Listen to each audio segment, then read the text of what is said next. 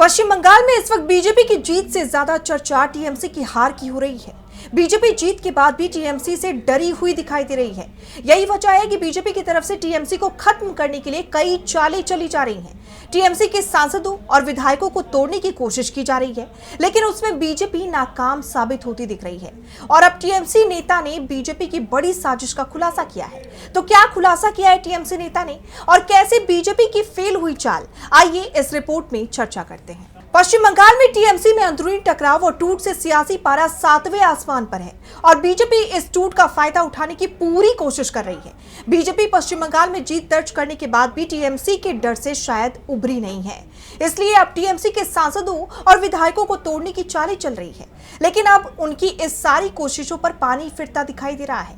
TMC सांसद कीर्ति आजाद ने BJP के प्लान पर बड़ा खुलासा किया। उन्होंने दावा किया कि अमित शाह की देखरेख में ऑपरेशन लोटस चलाया जा रहा है। इसके साथ ही कीर्ति आजाद ने टीएमसी के बागी सांसदों पर निशाना साधते हुए कहा कि जिस थाली में खाया उसी में छेद किया। कीर्ति आजाद ने ऑपरेशन लोटस को लेकर एक्स पर पोस्ट किया। अमित शाह की देखरेख में ऑपरेशन लोटस कैसे चल रहा है, इस बारे में मैं ट्विटर पर पोस्ट करने से खुद को रोक नहीं पाया। राज्यसभा सदस्य पद से इस्तीफा देने वाले प्रकाश बारिक ने दिवंगत नेहरू के प्रशंसक निशिकांत दुबे के घर के सामने प्रेस को बयान दिया। ये घटनाक्रम तब हुआ जब कुछ सांसदों ने भूपेंद्र यादव से उनके घर पर मुलाकात की और फिर शुभेंदु अधिकारी फूलों का एक सुंदर गुलदस्ता लेकर शताब्दी रॉय के घर पहुंचे, जहां 8 सांसद मौजूद थे। अब तक अमित शाह का ऑपरेशन लोटस नाकाम रहा है। उन्होंने आरोप लगाया कि सांसदों को डराने के साथ साथ करोड़ों रुपए का ऑफर दिया जा रहा है। ये पैसा बीजेपी सांसद निशिकांत दुबे के घर से दिया जा रहा है। बीजेपी ने शिवसेना, राष्ट्रवादी कांग्रेस और अकाली दल को तोड़ा है। नीतीश कुमार और नवीन पटनायक जैसे नेताओं को खत्म किया है। बीजेपी यही कर रही है।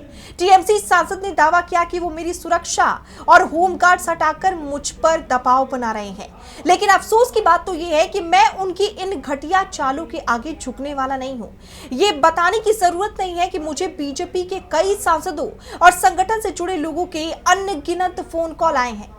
उनके बयान से साफ होता है कि कैसे बीजेपी दबाव के जरिए टीएमसी के नेताओं को तोड़ने की कोशिश कर रही है, लेकिन नेता बीजेपी के झांसे में नहीं आते दिख रहे। इससे पहले टीएमसी सांसद शत्रुघ्न सिन्हा ने भी कुछ ऐसा ही बयान दिया था। उन्होंने कहा था कि कुछ लोग लालच और दबाव के कारण टीएमसी का साथ छोड़ रहे हैं। विद्रोही समूह के सदस्य मेरे दोस्त हैं। उन्होंने मुझे अपने साथ जुड़ने के लिए आमंत्रित किया था, लेकिन ममता बनर्जी के साथ खड़ा रहना मेरा कर्तव्य है।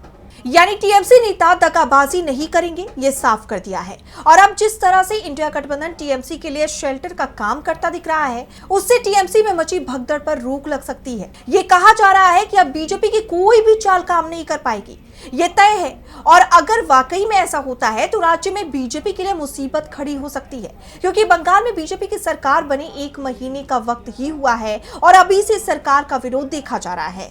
ऐसे में आने वाला वक्त बीजेपी के लिए मुश्किल भरा हो सकता है।